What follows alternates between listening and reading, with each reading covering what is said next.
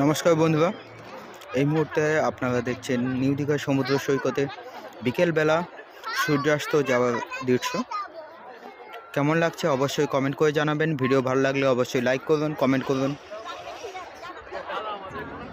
আর শনিবার বিকেলবেলা সূর্য অস্ত যাচ্ছে, দেখতেই পাচ্ছেন।